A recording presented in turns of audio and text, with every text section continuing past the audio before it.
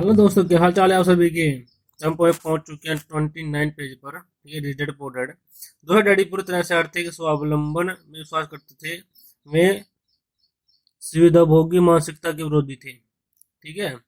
सुविधाभोगी मतलब जो मतलब सिंपल है कि जैसे कि सरकारी जॉब करना चाहता है, जो मतलब बस सरकार पर डिपेंड रहते हैं, उसे बोलते हैं सुविधा भोगी। वे सुविधा का भोग उठाने वाला। वे यह मानते थे कि इस तरह की मानसिकता लोगों को कमजोर और आर्थिक रूप से जरूरतमंद बनाती है। उनका दृढ़ विश्वास था कि आदमी को आर्थिक रूप से सक्षम होना चाहिए। ठीक है। एक डैडी कुछ डॉलर बचाने के लिए परेशान रहे। दूसरे डैडी एक के बाद एक निवेश करते रहे। एक डैडी ने मुझे बताया कि अच्छी नौकरी तलाशने के लिए अच्छा सा बायोडाटा कैसे लिखा जाए।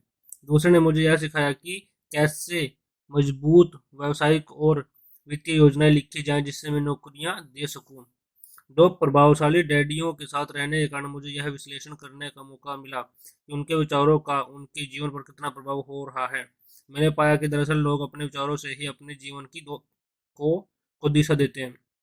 उदाहरण के तौर पर मेरे गरीब डैडी हमेशा कहा करते थे मैं कभी अमीर नहीं बन पाऊंगा, और उनकी यह भविष्यवाणी सही साबित हुई। दूसरी तरफ पर मेरे अमीर डैडी हमेशा खुद को अमीर समझते थे। वे इस तरह की बातें करते थे मैं अमीर हूँ और अमीर लोग ऐसा नहीं करते या ऐसा नहीं सोचते। एक बड़े आर्थिक झटके के बाद जब मैं दिवालियापन की कगार पर थे तब भी वे खुद को अमीर आदमी ही कहते थे। ये अपने समर्थन में यह कहते थे गरीब होने होने और पैसा न होने में फर्क होता है। पैसा पास में न होना अस्थायी होता है, जबकि गरीब स्थायी है। स्थायी का मतलब क्या? भाई पैसा ना होना तो कोई चक्कर नहीं है, लेकिन गरीब तो स्थायी है। मेरे गरीब डैडी यह भी कहते थे मेरी पैसे में कोई रुचि नहीं है या पैसा महत्वपूर्ण नहीं है। ठीक है। मेरे अमीर डैडी हमेशा कहते थे में से पैसे में बहुत ताकत है। हो सकता है हमारे विचारों की ताकत को कभी भी मापा ना जा सके या फिर उन्हें पूरी तरह से समझा ना जा सके, फिर भी बचपन में ही मैं यह समझ गया था कि हमें अपने विचारों पर ध्यान देना चाहिए और अपनी अभिव्यक्ति पर भी। मैंने देखा कि मेरे गरीब डैडी इसलिए गरीब नहीं थे क्योंकि वे कम कमाते थे, कि बल्कि इसलिए गरीब थे क्योंकि उनके विचार और काम गरीबों की तरह होते थे। दो डैडी होने के कारण बचपन से ही मैं इस बारे में बहुत सावधान हो चला था कि मैं किस तरह की विचारधारा अपनाऊं। मैं जिसकी बात मानूं अपने अमीर डैडी की या अपने गरीब डैडी की। हालांकि दोनों ही शिक्षा और ज्ञान को बहुत महत्वपूर्ण मानते थे, परंतु क्या सीखा जाए इस बारे में दोनों की राय अलग अलग थी। वे चाहते थे कि मैं पढ़ाई में कड़ी मेहनत करूं, डिग्री लूं और पैसे कमाने के लिए अच्छी सी नौकरी ढूंढ लूं।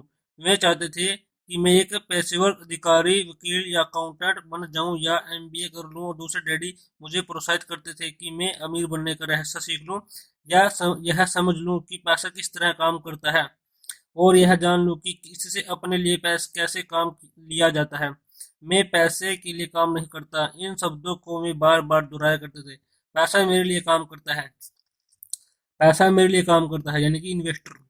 9 वर्ष की उम्र में मैंने यह फैसला किया कि पैसे के बारे में मैं अपने अमीर डैडी की बात सुनूंगा और उनसे सीखूंगा। यह फैसला करने का मतलब था अपने गरीब डैडी की बातों पर ध्यान न देना। हालांकि उनके पास कॉलेज की बहुत सी डिग्रियां थी जो मेरे अमीर डैडी के पास नहीं थी। ठीक है दोस्तों। तो आज यहाँ पर ये अमीर डैडी की आगे फिर एक कविता है, द रोड नॉट टेकन।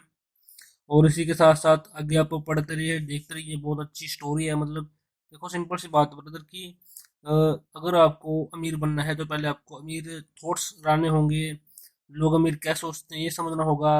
और ये जो बुक्स मैं आपको बता रहा हूँ, पढ़ा रहा हूँ, ये दुनिया की नंबर 1 बेस्ट बुक है। हर अमीर बंदा ये कहता है कि भाई इसको ही पढ़ो बस। ठीक है ना। तो इसको मैंने, जैसे कि मेरे पास इसका 1 साल का एक्सपीरियंस ऑलरेडी, तो मैं इसलिए आपको पढ़ा रहा हूँ और अपनी स्किल्स में इसमें निपुण होना चाहता हूँ। तो देखते रहिए, शेयर करते रहिए, कमेंट्स जरूर करिए कि क्या प्रतिक्रिया है आपकी। ठीक है जी। और सब्सक्राइब चैनल को जरूर करिए। ठीक है। Thank you very much.